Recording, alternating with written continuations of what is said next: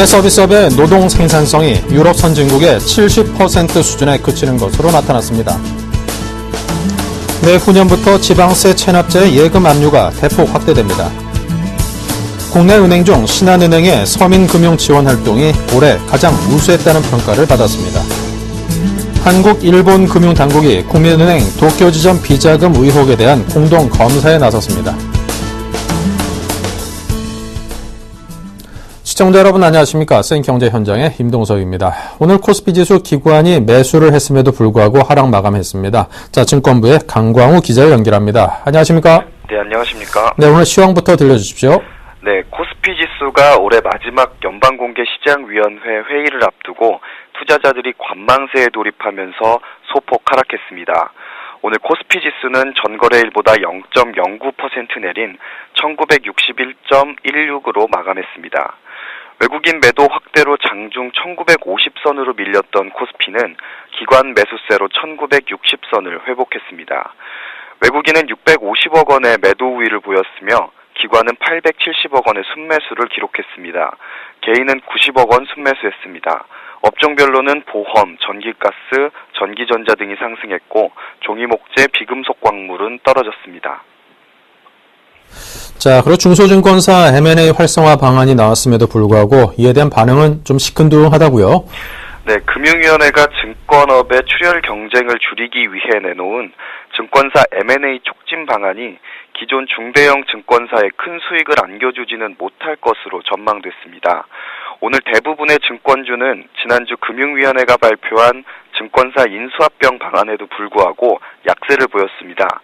삼성증권이 0.34% 내렸고 대우증권, 우리투자증권 등도 하락한 채 장을 마쳤습니다. 증권주들의 약세는 M&A를 통해 증권사가 신규 사업을 하더라도 큰 수익원이 되기는 어렵다는 전망 때문입니다. 정기로한 대우증권 연구원은 이미 관련 시장에 다양한 진입자들이 있고 큰 이익을 얻지 못하는 상황에서 후발주자에게 새로운 허가가 크게 매력적이지 않다고 평가했습니다. 자, 그리고 삼성생명이 금융지주회사 설립에 대한 기대감을 안고 과연 이 공모가를 돌파할지 이에 대한 관심이 뜨겁다고요? 네, 삼성그룹 내 중간 금융지주회사 설립에 대한 기대감이 커지면서 삼성생명이 상승세를 보였습니다. 중간 금융지주회사 설립 이슈를 통해 삼성생명이 공모가 11만 원을 돌파할 수 있을지도 관심이 쏠리고 있습니다. 오늘 삼성생명은 유가증권 시장에서 전거래일 대비 1.96% 오른 99,400원에 마감되면서 이틀 연속 상승세를 이어갔습니다. 최근 삼성그룹 내 삼성생명을 중심으로 중간금융 지주회사 설립 움직임이 감지되고 있습니다. 중간지주회사 제도는 현행 공정거래법에서 금지하는 지주회사의 금융자회사 보유를 허용하고 있어 삼성그룹이 이 제도를 활용할 경우 지배구조의 핵심인 삼성생명 등 금융사 지분을 처분하지 않아도 지주회사 체제로 전환할 수 있습니다. 관련 법 개정이 늦어져 아직까지 제도는 도입되지 않았습니다. 이 같은 상황에서 삼성생명은 지난 13일 삼성물산과 삼성중공업, 삼성전기로부터 삼성카드 지분 6.38%를 매입했습니다. 이에 따라 삼성생명은 삼성카드에 대한 지분율을 34.4%로 끌어올렸습니다. 현재 금융지주회사의 경우 지분율 30%를 초과하면 자회사로 편입할 수 있는 조건이 됩니다. 이를 두고 금융전문가들은 중간 금융지주회사 설립에 대한 준비 작업이 아니냐는 분석을 내놓고 있습니다. 박중선 키움증권연구원은 만약 금융지주회사를 설립하려면 삼성생명은 추가로 자사주를 매입하고 삼성화재와 삼성증권에 대한 지배력을 높여야 할 것이라고 분석했습니다.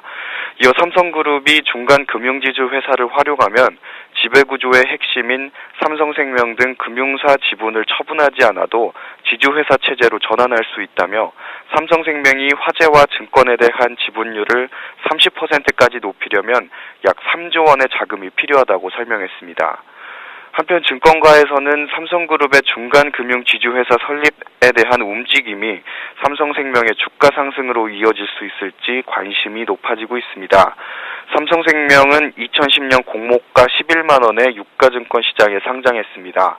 삼성생명이 종가 기준 공모가를 웃돈 것은 지난 2011년 2월 18일 18일 이후 단 한 차례도 없었습니다. 네, 잘 들었습니다. 지금까지 증권부 강광우 기자였습니다. 감사합니다. 네, 감사합니다.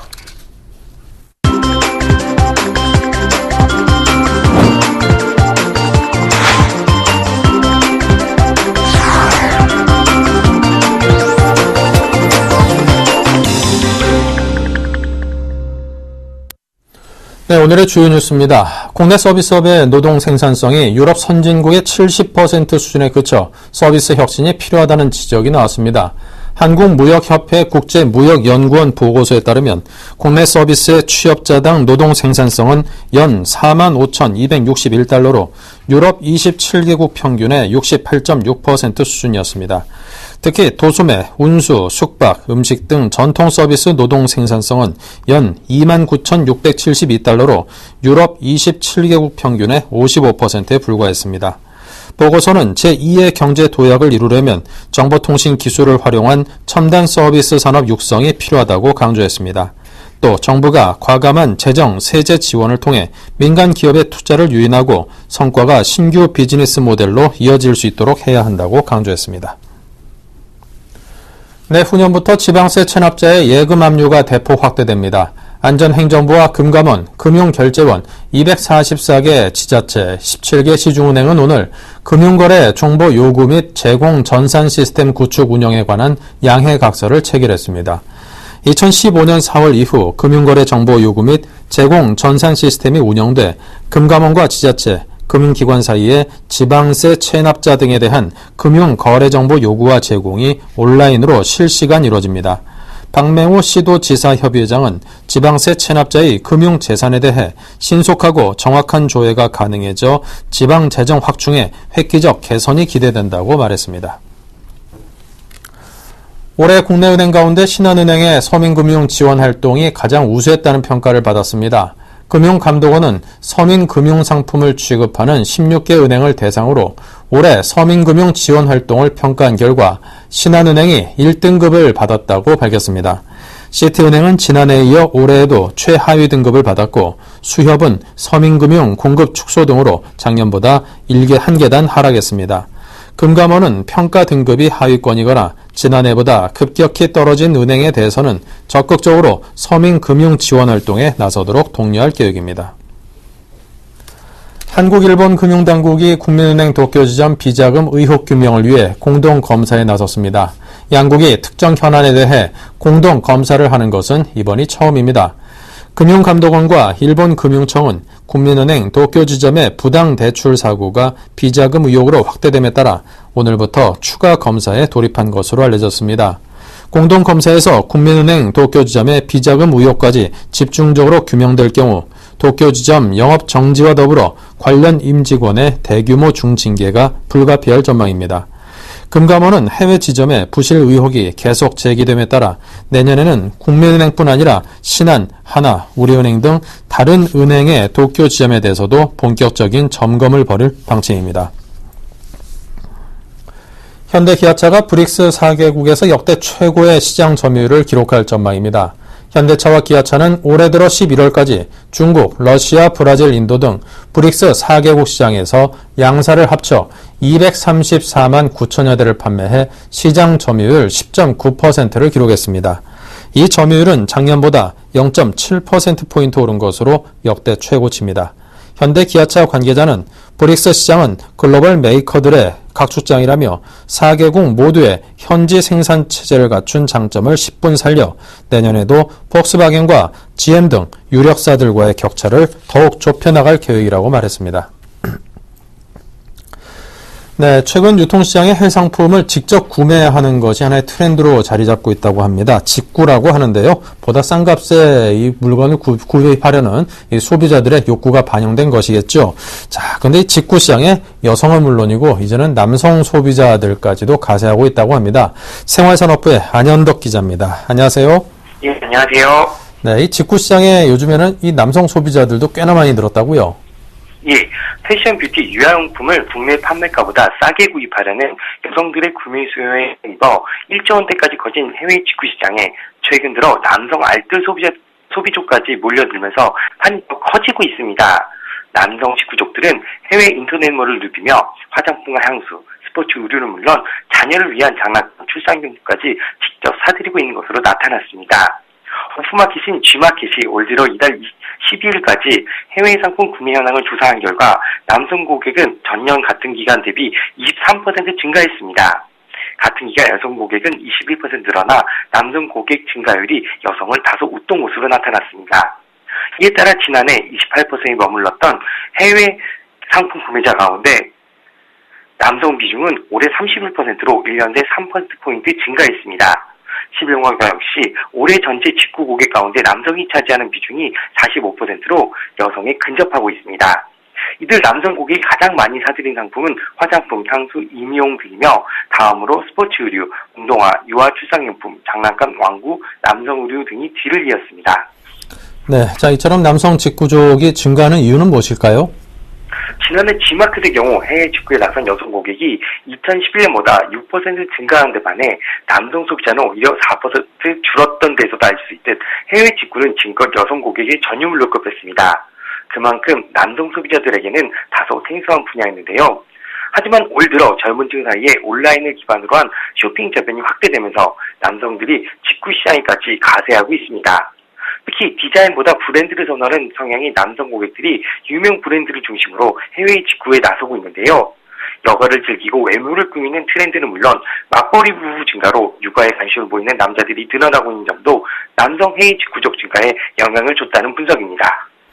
네, 자, 이처럼 해외 직구 시장이 커지면서 국내 오픈마켓들도 고객 몰이를 위한 준비 작업에 나서고 있다고 하는데 어떤 준비들을 하고 있습니까? 해외 직구 시장이 점차 커지자 오픈마켓, 소셜커머스 등 온라인 마켓들도 상품 다양화와 별도 카테고리 구성 등 고객 몰이에 공을 들이고 있습니다. 10월번가의 경우 내년 사업 계획 가운데 하나로 유럽, 아시아 등지 해외 상품 취급점의 입점 확대를 준비 중인데요. 또 자사 사이트 등에서 판매하는 수입 명품 브랜드도 추가로 30개가량 늘릴 계획입니다. G마켓도 앞으로 병행 수입 상품 판매를 활성화하기 위해 프로모션을 확대하는 한편 사후 서비스, 배송 등 서비스 강화 방안을 논의하고 있습니다. 네. 자, 이렇게 확장되고 있는 시장을 소셜 커머스 업체들도 그냥 두고 보고만 있지는 않을 듯 싶은데요. 소셜커머스 티켓몬스터와 쿠팡은 지난달 11일과 25일 나란히 해외 직배송을 새 카테고리로 신설했습니다. 특히 티켓몬스터의 경우 다양해지는 해외 직구족의 니즈를 충족하고자 리빙 본부의 MD 기획팀을 전담팀으로 꾸리고 인력도 9명까지 늘렸는데요. 또 중간 상품 공짜를 보다 다양하고 해외 사이트들과 협력 관계를 구축하는 등 향후 물류 포인트를 한층 확장해 나갈 계획입니다. 현재 패션 부문에서만 진행되는 MD 직구 직접 구매도 리빙 상품으로 확대하는 한편 미국 그룹폰 본사나 글로벌 그룹폰 지사와 협력하는 방안도 앞으로 검토해 나갈 예정입니다. 쿠팡도 향후 늘어나는 해외 직구 고객을 잡고자 배송과 AS 등 서비스를 확대하는 방안을 내부에서 논의하고 있습니다. 네, 유통업계가 불경기로 상당히들 어려워하고 있는데 이렇게 또 확장되고 있는 시장이 있다고 하니까 유통업체들로서는 반갑고 또 절대 놓칠 수 없는 시장이 아닌가 싶습니다. 선전을 기대해 보겠습니다. 지금까지 한현덕 기자였습니다. 감사합니다. 네, 감사합니다.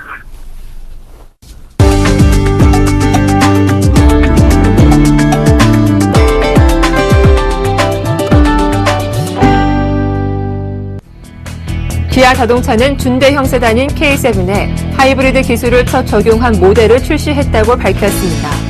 신모델 K7 하이브리드 700H는 전용 엔진과 전기 모터를 장착해 경차급 연비인 16km/L를 기록합니다. 1년 운행 기준으로 기존 모델에 비해 128만 원가량의 연료비를 절감할 수 있습니다. 기아차는 기존 하이브리드 모델 구매 고객이 하이브리드 모델을 재구매할 때 기존에 납부한 할부 이자를 되돌려주는 리턴 할부 프로그램 등을 추진하고 하이브리드 전용 부품에 대해서는 10년간 20만 킬로미터까지 무상 보증 서비스를 제공합니다. LG전자는 생활 맞춤형 기능에 초점을 맞춘 스마트폰 LG GX를 LG U+를 통해 출시합니다. 이 제품에는 잠금 화면에서 시간, 날씨, 일정을 확인할 수 있는 스마트데이, 음악, 동영상을 감상할 수 있는 미디어 타임 기능을 갖췄습니다. LG U+의 2.6GHz 광대역 LTE를 지원하며 운영체제는 안드로이드 젤리빈 버전을 적용했습니다. 박종석 LG전자 MC 사업본부장은 스마트폰과 사용자 사이에 새로운 생활 패턴을 만들어 나갈 것이라고 말했습니다. 유통업계가 연말을 맞아 각종 깜짝 할인 행사를 실시합니다. 롯데백화점은 17일 하루 롯데닷컴과 엘롯데에서 200여 개 브랜드가 최대 70% 할인하는 슈퍼 블랙데이 행사를 벌입니다. 이 행사에는 200여 개 브랜드 1,200여 개 인기 상품이 제공됩니다. 티모는 연말까지 상품 결제 금액에 따라 최대 6만 원 할인하고 쿠팡도 연말 기획전을 열고 국내 가수의 콘서트 티켓을 최대 30%, 레스토랑과 스파 이용권을 최대 45% 할인 판매합니다. 반도체, 휴대전화 등 정보통신 기술을 제외한 산업이 14년 연속 무역수지 적자를 기록할 것으로 보입니다. 미래창조과학부와 산업통상자원부에 따르면 BICT 산업의 무역수지가 올 들어 11월까지 414억 달러 적자를 기록하고 있습니다. BICT 산업의 무역수지는 외환위기 직후인 1998년 고환율 덕분에 222억 달러 흑자를 기록한 뒤 2000년 적자로 돌아선 이후 적자를 지속하고 있습니다. BICT 산업의 무역 적자는 대규모 수출에도 원유 등의 수입 규모가 이를 크게 웃돌기 때문입니다. LG경제연구원 신민영 경제연구부문장은 원자재 수입 비중이 63%에 달하는 구조지만 기존 전통 산업이 ICT화한다면 기회를 찾을 수 있다고 지적했습니다.